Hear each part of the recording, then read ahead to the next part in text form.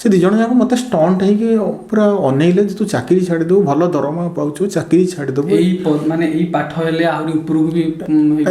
भल दरमा मिल तेणु मु कहले ना गोटे पदक्षेप नहीं चाकरी छाड़ी मुझे प्रोफेशन को आसबि फाइनेंशियल एडवाइजरी प्रोफेशन को आसबि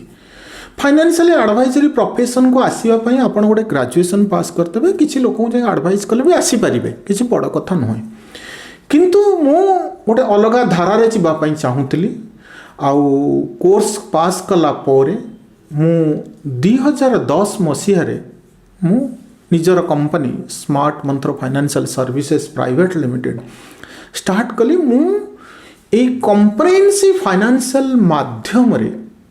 अनेक क्लाएंट को मुलाकात कली आ सेमानकर प्लानिंग करिया पई कहिली माने सेमानकर समस्या माने आर्थिक पारिवारिक तांको व्यक्तिगत समस्या जहाँकि अर्थ सहित जड़ित झील बाहागर पुओ पाठ पढ़ो लोन होती जमी बिक्री हो पारुनी गोटे जहाँ भी विभिन्न समस्या अच्छी से सब कथा से आपको कहते देखु ये प्रोफेशन रे इनिशियली 2010 मसीह मु कहबिनी जे मु स्ट्रगल करिनी एक कथा कहले भूल हम प्रथम दिन तो कई आसी नथिबे जानि नथिबे प्रथम दिन रे विश्वास करेनि जदि मु 30 लोकों को गोटे मासरे मुलाकात करे आउ तांको कहे जे ए कॉम्प्रिहेंसिव फाइनेंशियल माध्यम रे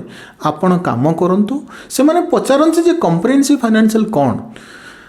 कारण कॉम्प्रिहेंसिव फाइनेंशियल प्लान रे प्रथम जो आलोचना हुए सेथिरे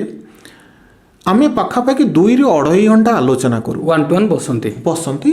सेठी गोटे फैक्टशीट थाए डाटा कलेक्शन करूँ से स्वल्पकालीन आर्थिक लक्ष्य दीर्घकालीन आर्थिक लक्ष्य मिड टर्म आर्थिक लक्ष्य पैसा सहित कौन संपर्क कौन करने चाहूँगी केते इनकम घर बयस केते खर्च केते सबू किसी गोटे 2.5 घंटार आलोचना हुए कौन सी प्रोडक्ट विषय आलोचना हुए ना आलोचना हेला परे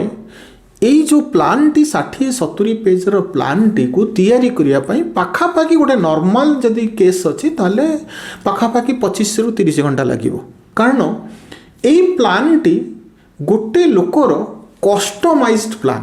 अर्थात 140 कोटी पॉपुलेशन जो अछंती 140 कोटी लोकों सहित एई प्लान टी कहा सहित मिसिबो नाही एक्सक्लूसिवली कस्टमाइज्ड सेही लोकर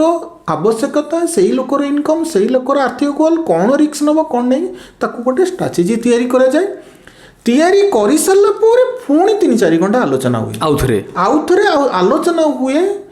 स्वामी स्त्री बसी थिला बेले